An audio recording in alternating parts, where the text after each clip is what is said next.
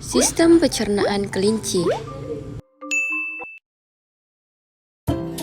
Perkenalkan, kami dari kelompok 3 yang terdiri dari Nur Laila, Sulfatlan, VG Kunyati Arwan, Nur Farhatul Hilma, Nur Aziz Abdullah, Ambe Sadam Saputra, Awaludin Palaloy, dan Andi Muhammad Ali. Kami di sini akan membahas sistem pencernaan dalam kelinci, yang diawali dari mulut, esofagus, usus halus, kekung, kemudian intestinum, rasum, rektum, dan anus. Mulut. Di dalam mulut terjadi pencernaan secara mekanik, yaitu dengan jalan mastikasi yang bertujuan untuk mencegah pakan agar menjadi bagian yang lebih kecil.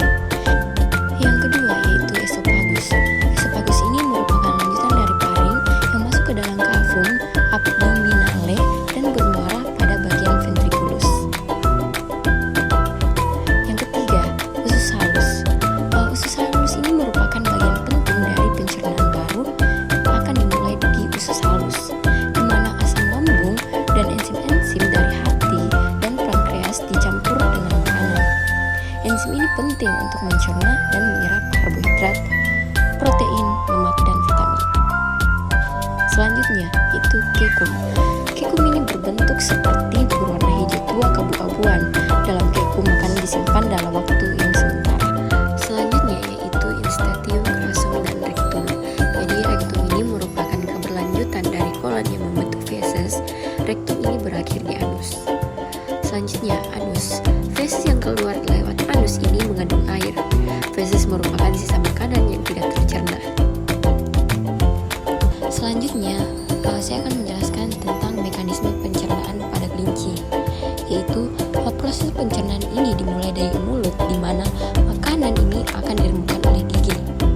Ketika seekor kelinci makan, ia mengunyah kira-kira 300 kali dan mencampurkan dengan liurnya. Ketika makanan sudah terasa halus, kelinci akan menahan makanan melewati kerongkongan dan makanan akan berpindah ke lambung. Di sana, kontraksi otot akan meremas dan memutar makanan, memisahkan partikel-partikel dan mencampurkan mereka dengan cairan lambung. Namun, fungsi utama lambung ini sendiri sebagai organ penyimpanan dan sterilisasi sebelum makanan dipindahkan ke usus halus. Di usus halus, di mana asam lambung dinetralisir dan enzim-enzim dari hati dan pankreas ini dicampur dengan makanan. Enzim ini penting untuk mencerna dan menyerap karbohidrat, protein, lemak, dan vitamin. Kemudian 90% fruktosa, protein, dan sari-sari makanan lain akan diserap. Namun selulosa dan serat lain yang tidak dapat dicerna dengan baik akan disingkirkan. Partikel-partikel tidak tercerna yang kecil serta jenis makanan lain yang terdeteksi sebagai tidak dapat dicerna akan dikirim ke kekum untuk difermentasi. Dalam kekum, bakteri ini akan mencerna selulosa, hampir semua jenis gula, sari-sari makanan, dan protein berlebih yang tidak tercerna di usus halus. Setiap 3-8 jam, kekum akan berkontraksi dan memaksa material yang ada di dalamnya untuk kembali ke usus besar, di mana sisa-sisa tersebut akan dilapisi oleh lendir dan berpindah ke anus. Sisa-sisa ini akan menjadi kotoran yang berbentuk seperti anggur hitam kecil yang disebut caecal pills.